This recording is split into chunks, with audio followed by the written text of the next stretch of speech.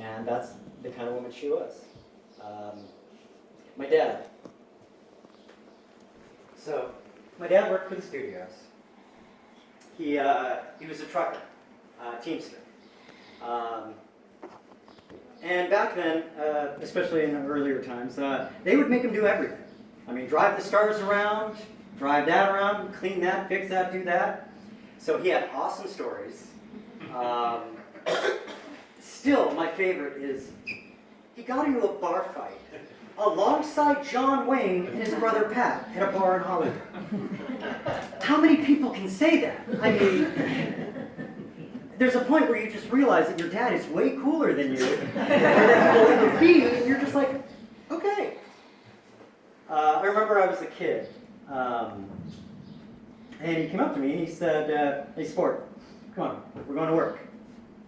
Okay. I mean, I knew he worked at the studios. I had a vague idea. I must have been probably around 8. And we go in through the back lot. He used to love taking us on the, you know when they did the tram? He would ride behind the tram just in his car. Yeah. So we could hear them, and then he could tell us like the real scoop, be like, no, this is what really happens in front of the Psycho House. Like, no, this is where we have our beer parties.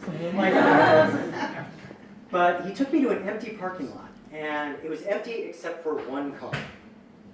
And it was a shiny, black, friggin' awesome car named Kit. And he pulled up alongside it, and I'm just like, Dad, you got me, I'm gonna see Kit.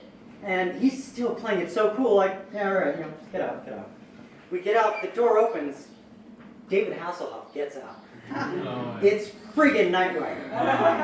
And he's got the black leather jacket on. He has got the Michael Knight gear on. And he introduces himself. He gives me a stack of signed headshots. Just what every 7-year-old wants. A ton of bubble gum that was stale. Like we opened it. I remember that. And I don't have any because I gave all of those headshots out because I wasn't even sure why he gave them to me. I mean, I'm a huge fan, but thanks. But he was a really nice guy, don't get me wrong. But that was Dad. If he could surprise you with something, he would. It was hard. Towards the end, as most of you know, he did have a pretty bad stroke. And it fell to Mom to take care of him.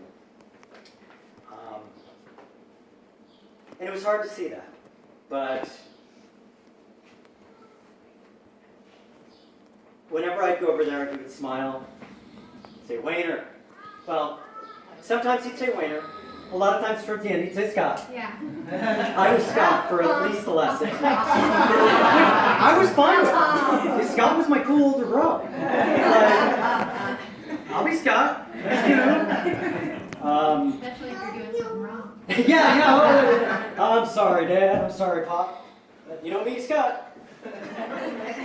No, but he'd always give me a hug. He'd always pull me down. He'd usually be sitting on his couch, you know. You know, he worked hard. He worked 80-hour weeks, a lot. But when he was home, he wanted to relax. And so, you know, when I'd come over, he'd, pull me down for a hug. So I'm not getting up. My house.